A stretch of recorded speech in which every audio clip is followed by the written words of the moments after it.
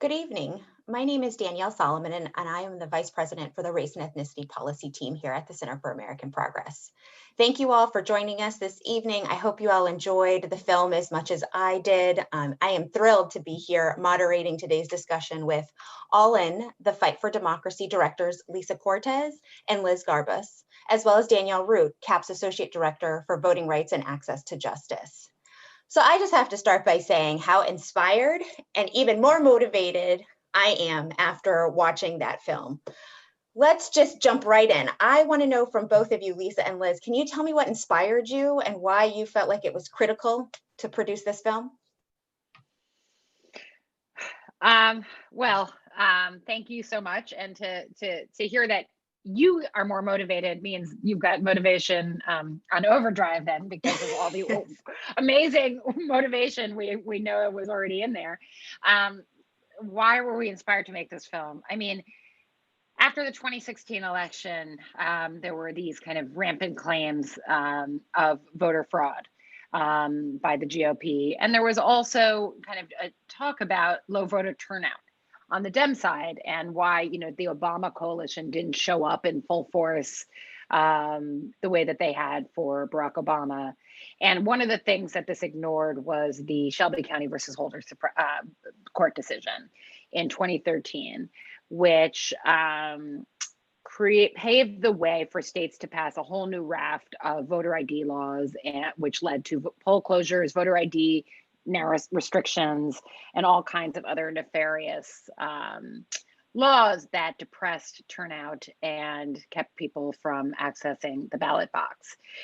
So that's the larger context of like why you would want to make it. It's because there was this like huge elephant in the room. But the story really began with Stacey Abrams coming to our office and speaking with us about her desire to be part of a film that tackles this larger issue and story of the battle for voting rights in our country. She had been approached by many filmmakers about making a film about her campaign, about herself, about that historic 2018 Georgia gubernatorial race, where she was the first African-American woman leading to win the Democratic Party nomination for governor and run. That race had a lot of twists and turns, but she didn't want it to be about her and that single story, because then you're missing the forest for the trees.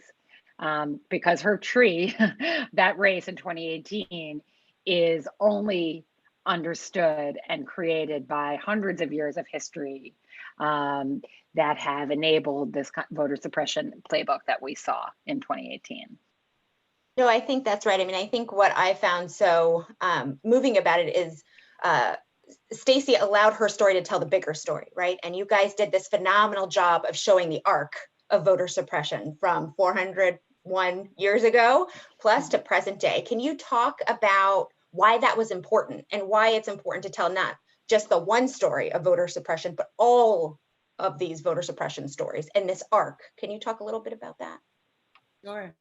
Well, I'm so happy to hear that our film inspired you and that it was good spinach for good trouble. What we know is that the past is prologue.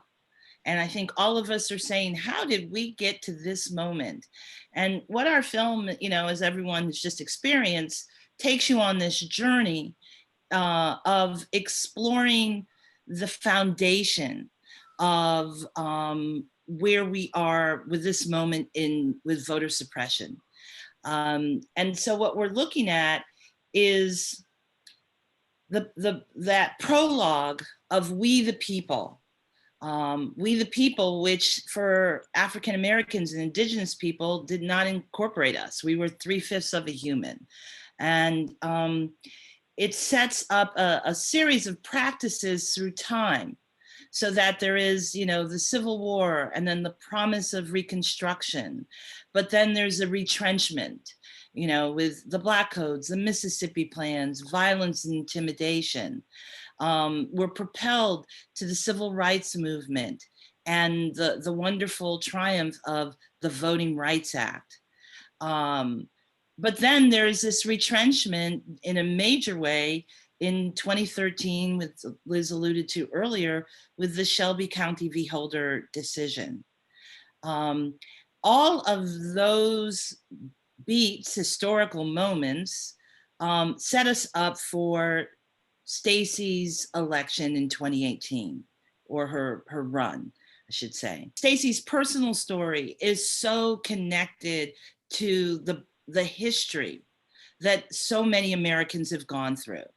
And so that we have our micro and our macro that are so intimately connected, and that we didn't want to do just one individual story, because there are those who would say, well, the Stacey story is, she's a sore loser and she lost. But if anything, it gives you an emotional access to this unique timeline, but then there is a direct connective tissue to this very long through line of American history. I think that's exactly right. I want to pick up on what you said around the past as prologue. Danielle, I want to bring you into this conversation. Lisa, you also talked about threats of violence and how they have consistently been used as a technique for voter suppression. Danielle, can you talk a little bit about, the violence we've seen in the past and how that has transformed a little bit in the present and how it is still currently being used now to suppress the vote? Absolutely. And I also just want to say that I found the film to be incredibly inspiring and certainly motivating to, make sure that the November election, people are actually able to vote, doing everything that we can to make sure that fundamental right to vote is fully realized by everyone. So I thank you for the film. I think the film did a really great job of demonstrating how violence and threats of violence have been used as a tool of, one could say, last resort by voter suppressors. So if the Mississippi Plan and Jim Crow laws didn't get you, real or threatened violence would. And sadly, we do still see some of that today, directed especially at voters of color. So if voter ID laws, mass voter purges, the closure of polling places in communities of color, and barriers in the voter registration process don't stop you from voting, voter suppressors will resort to sending mailers specifically to Black Americans, warning that voter fraud is a felony. That can result in incarceration, or the spreading of misinformation that ICE agents will be stationed at polling places searching for ineligible Latinx voters. And then, we also see poll watchers being stationed at polling places by anti-voting groups to harass and scare people so badly that they leave the line at polling places and go home because it is not worth the risk to their safety in their mind when they are being harassed in the ways that they are. And this election cycle is going to be no different. November marks the first presidential election in nearly 40 years where the Republican National Committee will not be constrained by a consent decree that limited its poll monitoring activities after the RNC was accused of intimidation tactics in the 80s and stationing armed guards at polling places. And we've already seen the RNC seizing on this opportunity by launching a wide-scale effort to recruit some 50,000 poll watchers to challenge people's right to vote on election day. I think the increased presence of armed militia that we've been seeing in Oregon and white supremacist groups being emboldened by some of the rhetoric that's coming out of the White House is also of serious concern this year when it comes to threats of violence or actual violence. No, I think that's right. And what Carol Anderson in your film, she said, this is why you see this insurgency from Black people when voting, right? Because for us, we've been here, right? We have had to fight dogs and, hoses and just murder, lynchings, rapes, all the violence, but we know how essential it is to vote because voting is about power. I think the film also, someone said that voting is bloody, right? Democracy is hard, that push and pull, because we have to fight for it. Can Lisa or Liz, can you talk a little bit about why it was, one of the things I want to kind of get to is the power of this film also reminds me of the power of just photography and film in general, and about the importance of telling the story and seeing the visuals of voting. Can you talk a little bit about why Bloody Sunday, for example, and actually seeing those pictures and seeing that footage help propel some of the good things we've seen around protecting voting rights, and why maybe this film and telling these stories is so critical for the public more broadly, so they can see actually what is going on and why it's important to have that same insurgency and fight and protect the right to vote. Do you want to? You can take this one. Either of you can. I would love to hear from you about the power of film and why it's important to show these stories and visuals. Yeah, sure. Well, I mean, I think part of your question included a key to the answer, which is, you know, you see, obviously, you know, documentaries, television, media, photography is a great way to communicate with large numbers of people very quickly. And also seeing is believing, right?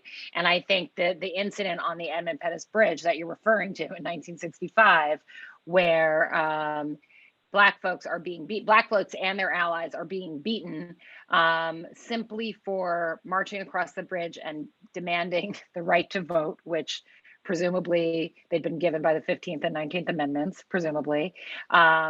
It showed white Americans who perhaps did not believe the level of violence that was being used against people of color showing up at the ballot boxes, or who could, you know, even if they thought it was true, who didn't have to face it or confront it.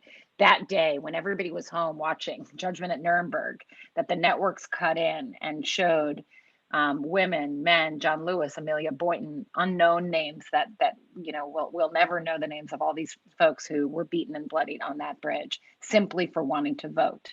It opened up America's eyes. And, you know, similarly now with All In, collecting that material, collecting the story of Desmond Meade, who is a returning citizen in Florida, who is simply asking for full citizenship to be returned to him, as it is in every other Western democracy after serving your time. You know, and we see that struggle still going on today in Florida for returning citizens to be recognized as just that, full citizens. You know, when you see these voices and you see Stacey Abrams going to the polls in 2018 to vote in her own election with TV cameras behind her, being told she had already voted and could not vote that day. A lot of white people didn't believe that stuff was happening. It's important to show it.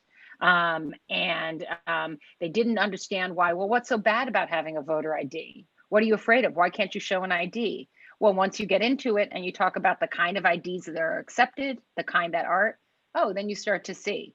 Oh, and also, you know, what is it when you've been born in a Jim Crow hospital and you don't have the birth certificate to get the ID?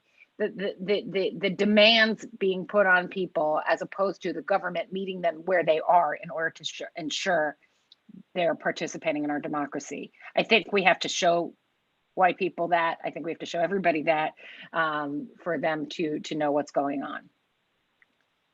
Lisa, do you want to add anything to that? Yes, I think as filmmakers, something that we spent a lot of time discussing and then exploring was unique ways of telling this history to meet people where they were at. So, for example, that speaks to the use of animation. You know, we animated stories that we could have told with a bunch of talking heads. But I think the intention with the animation was to kind of embed you psychologically in what Stacey Abrams is going through, what her grandmother went through, what that journey of Maceo Snipes must have felt like after fighting for this country and then coming back, attempting to voting and then being assassinated.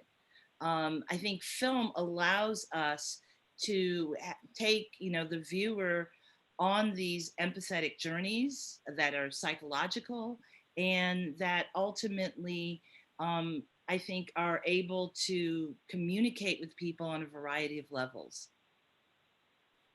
That's right. I mean, it's about values and what we as a country are supposed to stand for. And I think that you all really captured that. Danielle, can you can you pick up kind of on what we're talking about around, we should be making it easier for people to vote, meeting people where they are, right? Not putting added barriers and burdens in front of them just to access the voting booth. Can you just, for our audience's knowledge, can you talk about some of these new, barriers that are being put in place? I think we talked a little bit about voter ID, but if you could talk a little bit more specifically around what are those policy interventions that we see coming out around voter suppression that we should be on the lookout for? Right. And I think the film, again, does a fabulous job of really pointing out all of the various ways that voter suppressors attempt to prevent American citizens from voting today. So, voter ID is absolutely a form of voter suppression that disproportionately impacts people of color. Mass discriminatory voter purges, so the purging of voter registrations that, again, disproportionately impacts people of color. We saw a lot of voter purges in Georgia in 2018, as the film points out. We've seen purges in Ohio.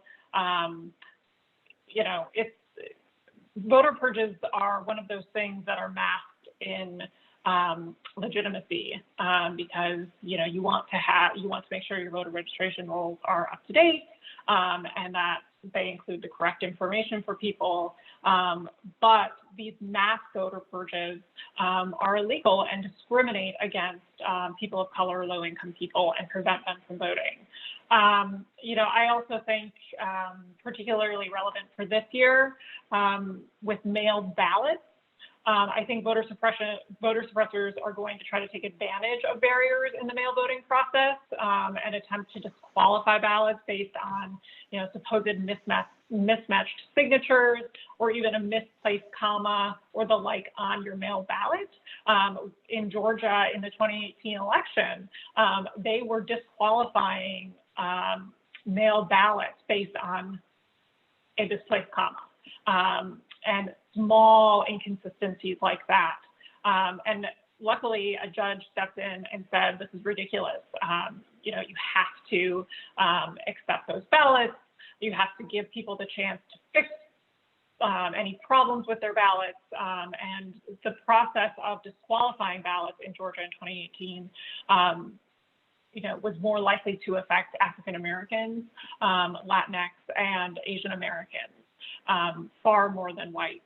So, I think mismatched signatures, signature requirements on mail ballots is a form of voter suppression. I think, other requirements for mail ballots that it has to be signed by a witness or, an official clerk in order to be valid, that is a form of voter suppression. Anything that makes the voting process unnecessarily more difficult is a form of voter suppression, whether it's intentional or not. In terms of discrimination, anything that prevents people from voting who are eligible to vote is, in my opinion, a form of voter suppression that we need to address.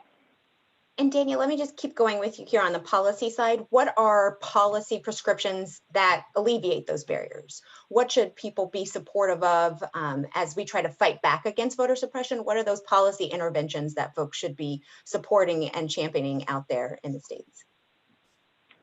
So if you start at the voter registration process, barriers in the voter registration process prevent people from voting every single election cycle.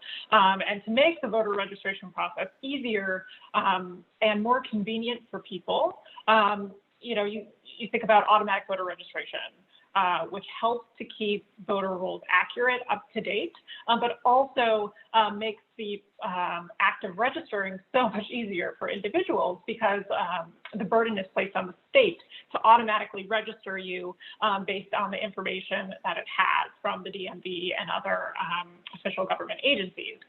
Same-day voter registration is critical. People should be able to register to vote at the same time that they cast their ballot. Same-day voter registration is, useful for voters of all political persuasions and, from everywhere sorry, I lost my train of thought. So same-day voter registration, automatic voter registration. Then you get to voting. Mail voting has been very useful in states like Colorado, Oregon, Washington, and others where ballots are automatically mailed to all registered voters. So, they receive their ballot every year, fill it out at home, send it back, it gets counted. I think also making sure that there are enough in-person polling places for people to vote so that there isn't long lines where people are forced to wait for 8 hours to cast their ballot. More polling places means shorter lines, means fewer congested polling places, which is particularly important today in the midst of a pandemic. And I think also extending the timeline for when people can vote. So expanding early voting periods, extending hours at polling places. And also, I would say, for employers, giving employees paid time off to vote and giving them flexibility as to when they vote and the hours that they are given to cast their ballot, being flexible there. So those are some of the policies that are sort of top of mind right now. But, again, also part of this has to be eliminating the voter suppression barriers that already exist. So getting rid of voter ID laws, being more responsible in how you manage your voter registration rolls so that you are not engaging in discriminatory purges. Giving people the opportunity to fix any potential errors in their mail ballot, before they are, either counted or discarded. All of these things need to happen in order to expand the voting franchise and also ensure that people are not left out of the democratic process. Thank you, Danielle. So I have 2 more questions that I want to ask everyone. So my first question, one of the most powerful pieces of the documentary, at least I found, was at the beginning where Stacey tells her story about visiting the governor's mansion.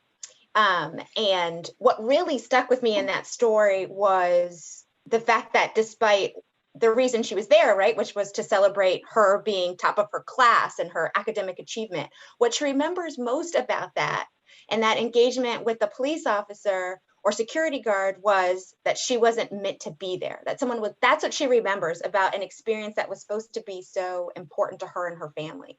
And that's what she remembers.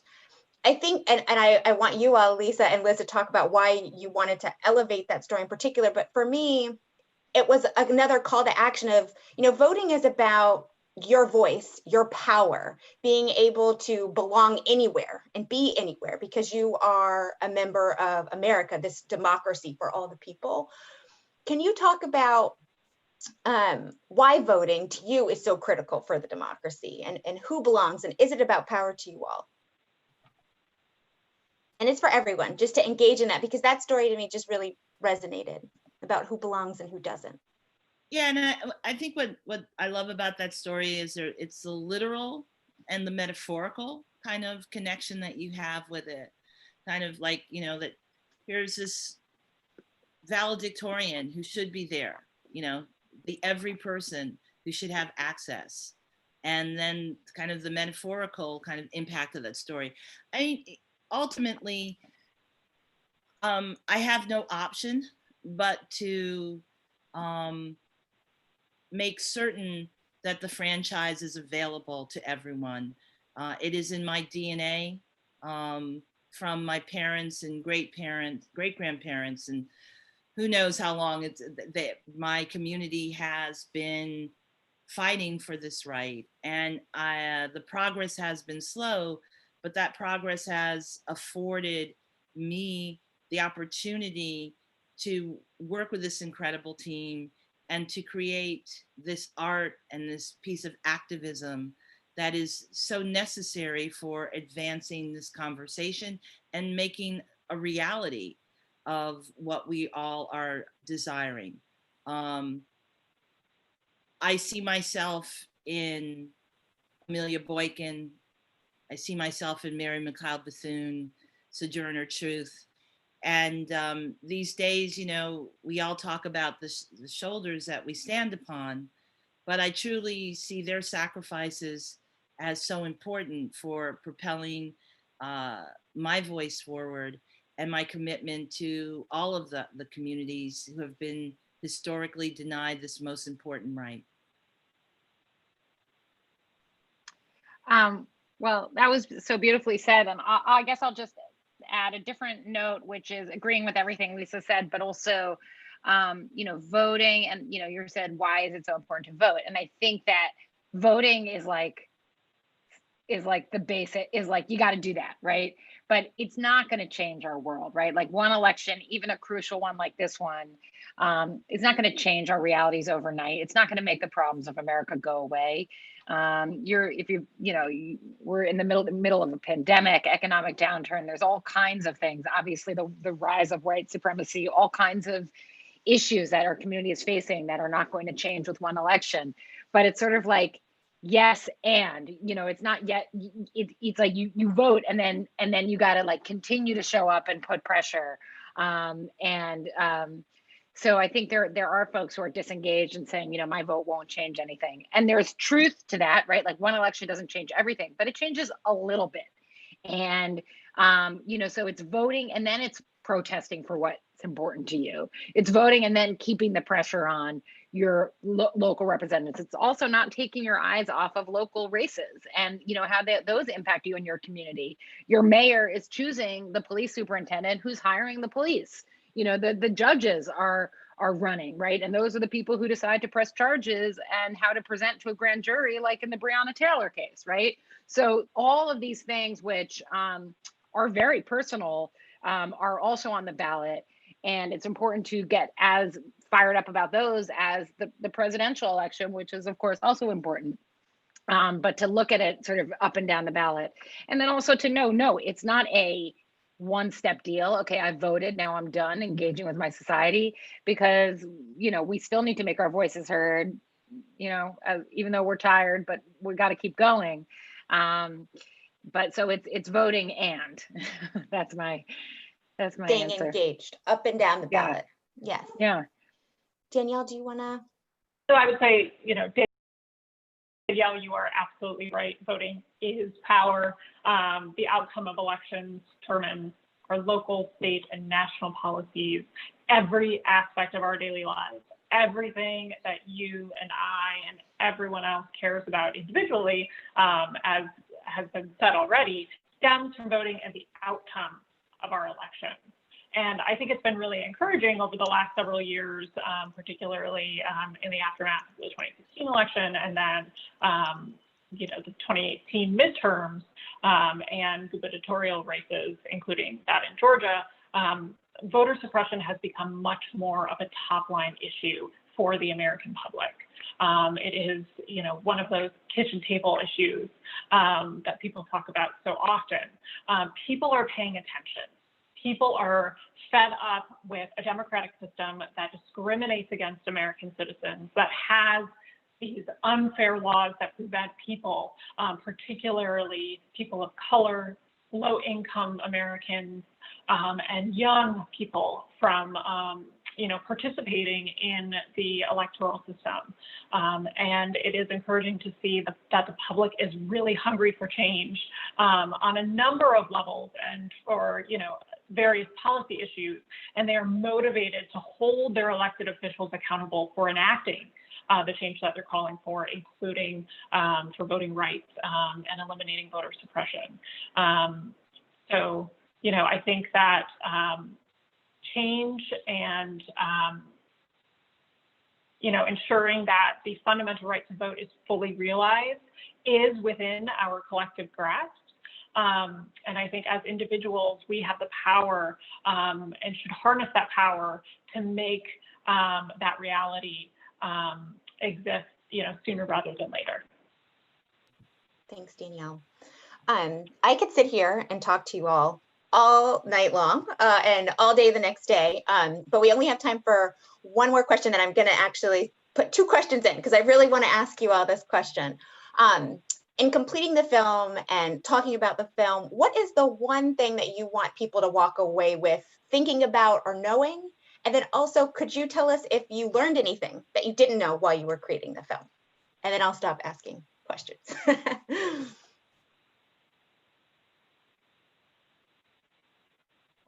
Sorry. I think, what are we walking away?